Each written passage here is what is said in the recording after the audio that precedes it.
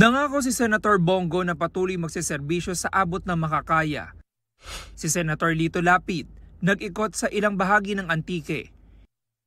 Tinalakay ni Liza Masa sa Batangas sa mga banta ng quarrying operations.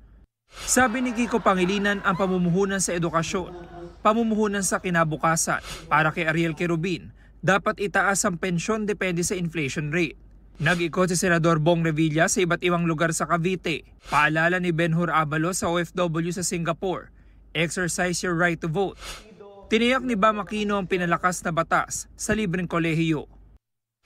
Nakipag-meet and greet sa mga taga-Pasig si Senator Pia Cayetano. Si David De Angelo iginiit na dapat muling sumama sa ICC ang Pilipinas. Nag-ikot sa mga pamilihan sa Parañaque si Atty. Angelo De Alban. Patuloy naming sinusundan ang kampanya ng mga tumatakbong senador sa eleksyon 2025. Ito ang unang balita. James Agustin para sa GMA Integrated News. Igan, mauna ka sa mga balita, mag-subscribe na sa GMA Integrated News sa YouTube para sa iba't ibang ulat sa ating bansa.